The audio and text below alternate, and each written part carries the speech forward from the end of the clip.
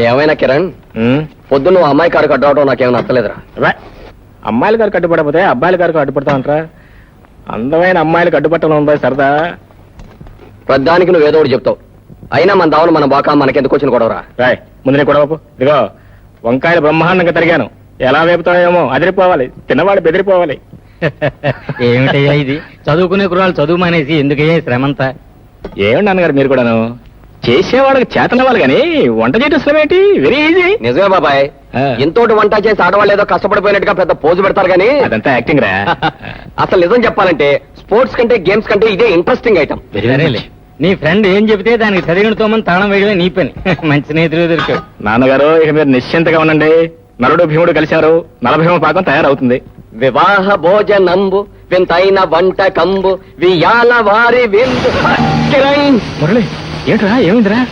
నాన్నగారు బర్ణాలు తీసుకురండి. చెప్తూనే ఉన్నాను. అలమర్లో ఉంది, అలమర్లో. ఎందుకు అంత తొందర? ఏం కొమ్మునిందని? అయినా నిన్నని ప్రయోజనం ఉందిలే. ఆ ముక్కలు జరిగిన వాడిని నేనే వేయించొచ్చుగా. అబ్బబ్బా, ఇప్పుడు ఏమైందిరా ఊరికే కంగారు పడిపోతావు? ఇదేమన్నా పెద్ద గాయమా?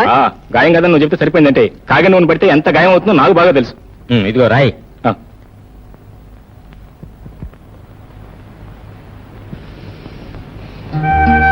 కిరణ్, ఎవరూ లేని అనాథన్ నన్ను స్నేహితుడిగా చేరతీసి మంచి చెడు చూడటమే కాకుండా ఒక అన్నగా నా కోసం తాపత్రయపడే నువ్వు, నీతో పాటు నన్ను తన సొంత కొడుకులా చూసుకునే బాబాయి దొరకడం నిజంగా నా అదృష్టంరా. మురళి, నిజానికి నీలాంటి స్నేహితుడు దొరకడం నా అదృష్టం. ఎందుకు తెలుసా? ఎవరికైనా దెబ్బ తగిలినా గాయమైనా అమ్మ అనో నాన్న అనో పిలుస్తారు. కానీ నువ్వు కిరణ్ అని పిలిచావు. నువ్వు మీ అమ్మా నాన్నల కంటే కూడా నన్నే ఎక్కువగా అభిమానిస్తున్నావు అనమాట. ఎక్కడో పురాణాల్లోనూ కథల్లోనూ వినటమే తప్ప ఈ రోజుల్లో మీలాంటి స్నేహితులు నేను ఎక్కడా చూడలేదయ్యా.